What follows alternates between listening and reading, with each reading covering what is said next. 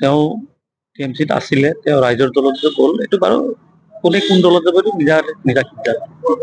কিন্তু মই আজি চালো সংবাদ মাধ্যমত তেওঁ যোগদানৰ পৰ্বটোত ভুলকৈ ব্যাখ্যা কৰা হৈছে। মানে এইটো কৈ দিব লাগিব, কাৰণ যে ৰাইজৰ দলত যোগদান কৰোঁতে ক'লে যে টি এম চিৰ সভাপতি ৰমেন বৰঠাকুৰে যোগদান কৰিছে।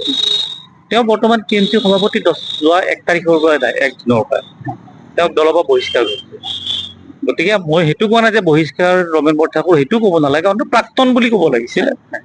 টি এম চিৰ সভাপতি বুলি ক'লে অলপ কথাটো বেলেগ বুজি, প্ৰাক্তন সভাপতি বুলি ক'ব লাগিব। কাৰণ তেওঁক যোৱা 1 জুন তাৰিখে দুটা বিশেষ বিষয়ত, এটা হৈ গ'ল তেওঁ কিবা গৌৰৱ গগৈলৈ কংগ্ৰেছলৈ মেছেজ হেৰি দিছিলে বা বাইট দিছিলে যে জালুকবাৰীত আকৌ মুখ্যমন্ত্ৰীৰ বিৰুদ্ধে খেলিব সাজু যদি বিচাৰে কংগ্ৰেছে, সেইটো এটা। আৰু দ্বিতীয়টো আছিল কিবা তেওঁৰ অকণমান কিবা এটা কেলেংকাৰী, ক'ব ভাল নালাগে বাৰু।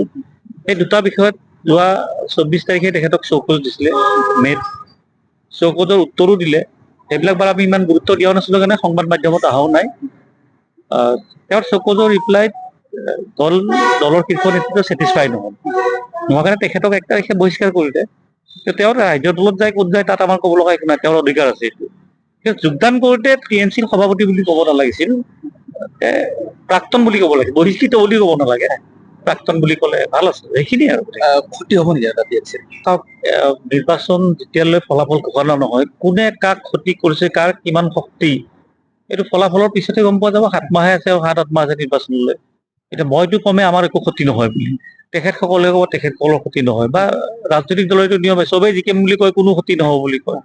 ফলাফলে প্ৰমাণ কৰিব, সংগঠনৰ কামটো আমাৰ চলি আছে। কিছুদিন পূৰ্বে এটা ৰমেন বৰঠাকুৰৰ বিৰুদ্ধে আপুনি সামাজিক মাধ্যমত সৰব হৈছিলে, কোনটো বিষয়ক লৈ? মইতো বহুত কেইটা বিষয়ত সৰব হৈছিলো।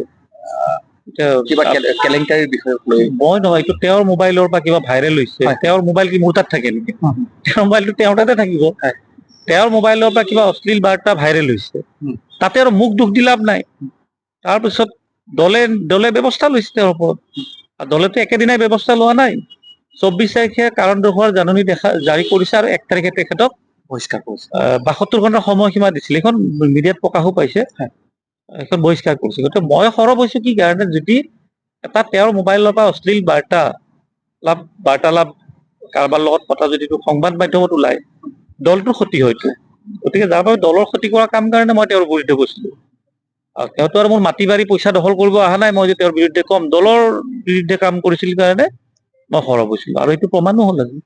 যিকোনো খবৰৰ বাবে যোগাযোগ কৰক 7099017330, লগতে 7099017110 নম্বৰত।